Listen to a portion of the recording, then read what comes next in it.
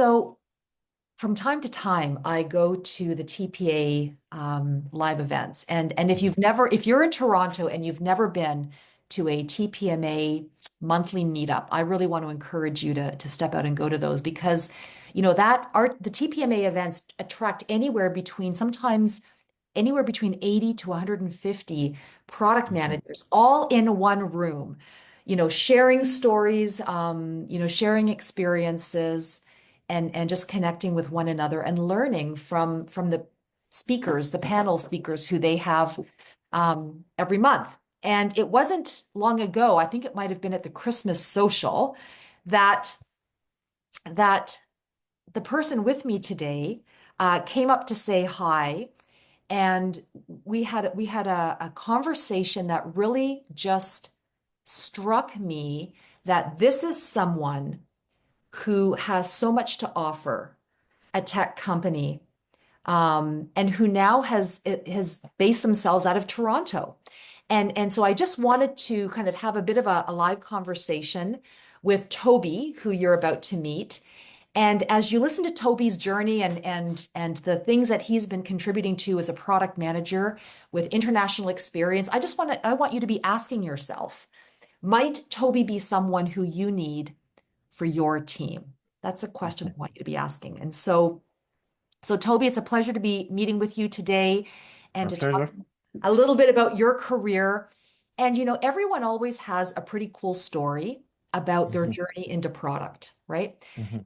We're still in a time where very few people graduate university and then kick off a product career, Mhm. which is also really encouraging to all the people who might be watching this who are trying to become product managers because it's less about your first product job at a university. It's more about how can you get into the business, learn into the industry, develop and learn business. But tell us your story. How did you end up in your career as a product manager? Yeah, I had a very somewhat unconventional approach, like entry into product management. I studied computer science, and I was an engineer, a very good one. I was even leading a team of engineers at some point, about 30 of them.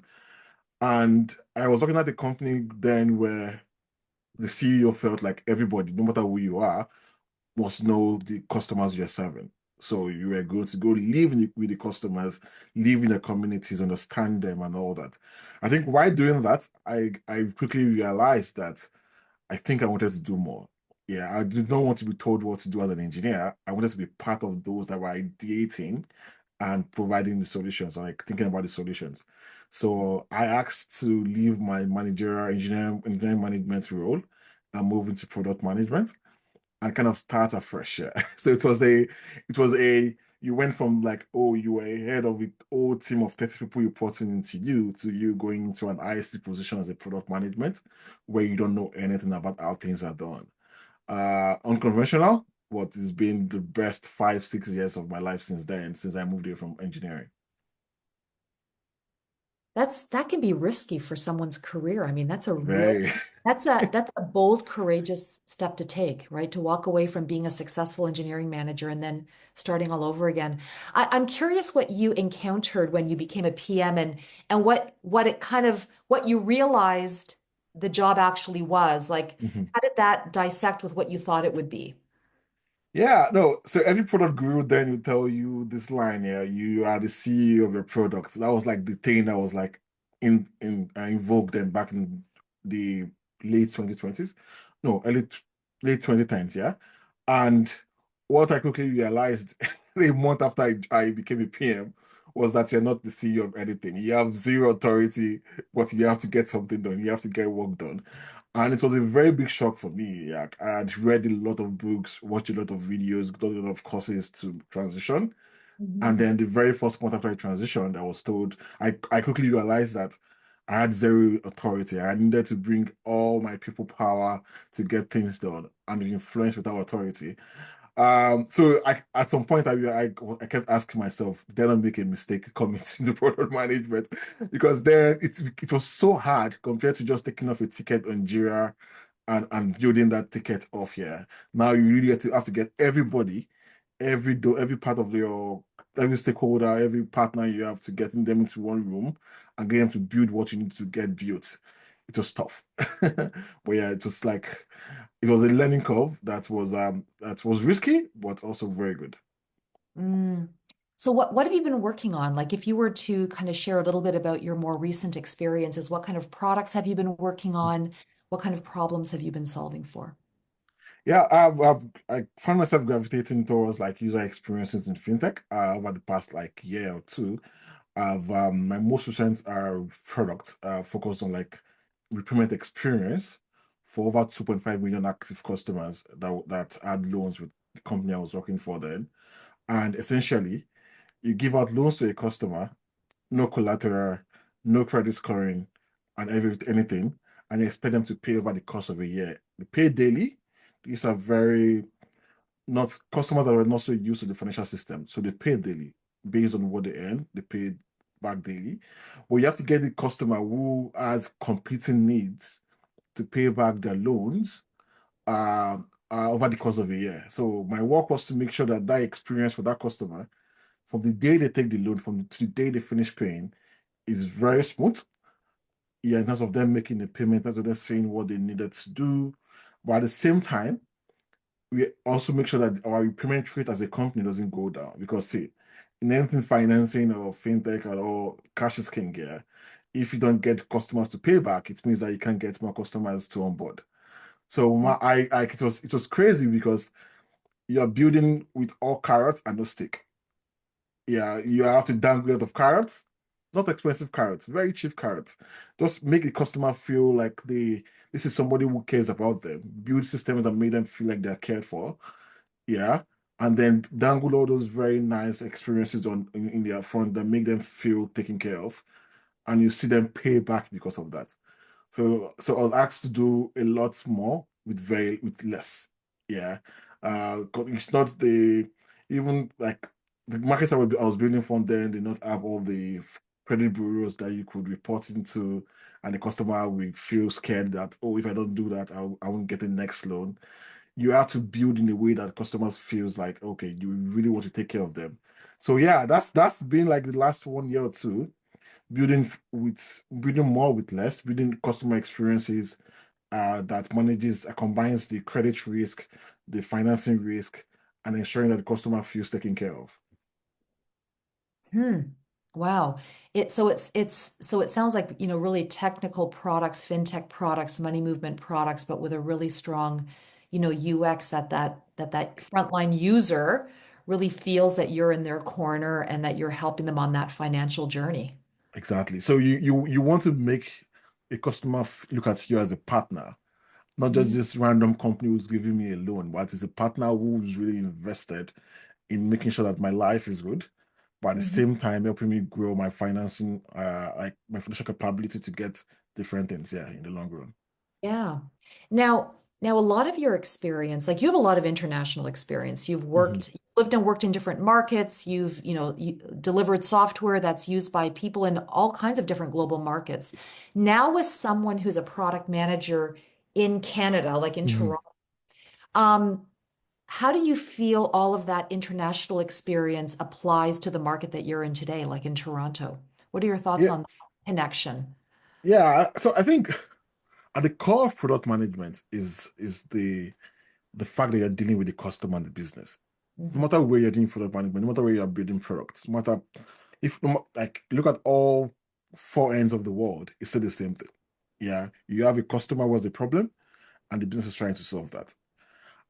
When I was coming into Canada, I initially felt like, oh, maybe it's different. Maybe things are different in Canada. Maybe the products are different. Yeah. Then I decided to start attending like where I met you, TPMA, and another like meet up product called product therapy, where you kind of product managers talk about their own problems. Yeah. What I quickly realized was that you have same problem wrapped up in different wrappers. Yeah. It's the same thing at the core of everything, but everybody has a way of talking about it. Yeah. And I realized that my international experience was directly applicable. In fact, yeah, I quickly felt that because of like the craziness of those markets, yeah, where there's no standards and all those things, what you found is that you've become so resilient at solving these kind of problems that is makes it easier for you to apply those things in a Mm. market like Canada. That is a little bit more standardized and all that. Yeah, you're so resilient from the craziness those markets give you. And when you come into Canada, it's easy for you to say, "Oh, I've done this, but it was even crazier when I was doing it.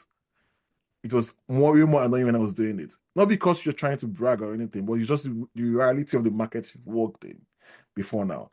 So I think so. I think as an international like PM or somebody coming international experience, you have to think about the problems that like the markets here as like the same thing in terms of like it's still at the core of it a customer with a problem that the business is trying to solve for. Mm. Hmm. The tech industry in North America, probably the world, is coming off a tough couple of years, and Mhm, relocated here, and you're standing up a career now in mhm. Canada. What's been the toughest part about that exercise? What have you been experiencing in this last leg of your journey? Uh, I think the first part of that is getting a hiring manager to understand like the like how deep you've done like some your work here over the past years. Yeah. Many people don't understand beyond what they know, beyond what they see. It's Mm, harder for them to say, oh, you're building systems for like 2.5 million customers. But why don't they have credit scoring? Why are you building like why are you giving them no stack collateral? Like it's harder for many hiring managers around here, most not because of anything. I think it's going to be the same thing anywhere you go to. It's always hard for you to see beyond your own space. mm, Yeah, I think that's the problem that most folks with intentional experience like have, yeah, is getting people to understand the level of work you've done. mm. And that's kind of as the biggest problem I also have heard myself is that unless you get somebody to sit down and really kind of explain to them and talk them through like the similarities of things and like the uniqueness of things around those places, it's hard for people to understand that okay, this person has really done what they claim they've done. Yeah. Yes. Mhm. Actually, in this world where people lie about like their experience or people kind of big up their experience, what you quickly realize that there's a level of distrust because they don't know about that's where you're coming from that makes it hard for them to trust that what you're saying is true. Fascinating. Wow. Thanks for sharing that. Mhm, What advice do you have for leaders of software companies who are, it's a new year, 2025. So what advice do you have for leaders who are on a journey, getting ready to hire mhm, product managers, product management talent, and how they should think about international candidates, people whose employers they maybe don't recognize, right? mhm. What advice would you have for them? I think it's an advice like I've given to almost every CPO that I've spoken to in all throughout my career is that look beyond the line item of like what's in other people's resumes or their profiles. Speak to them, give them a chance to let them talk you through where they're coming from and what they've done. I think this applies to almost all jobs. Yeah. Most times our resumes or our profiles do not speak about the job completely. You really want to give people a chance, especially in a domain like product management, where people still don't trust that their experience is transferable. Yeah, you really want to give people a chance. Take a bet on somebody today and just like give them a chance to show you what they can do. Most times you will never regret it. Well, that's the perfect spot to end our conversation here. Thank you Mhm, so much for just sharing a bit about your journey. mhm, And for anybody who's watching this, I'm going to include Toby's LinkedIn profile in the comment section in the area where we talk about our conversation today. But if you think that you might have an opportunity for Toby or know someone who might reach out to him directly and make a new friend and take the time to get to know what he's done and how that could, help spur your business on or just to talk about product. yeah. Yeah, so thank you so much for Toby for sharing your Thank you story. so much for having me. Thank you so much My for having me. pleasure. And I hope this is helpful to someone and encouraging to you as you think about your team, your personal career, and what's ahead for you in Mhm, 2025. Have a great rest of mhm. your day, everyone.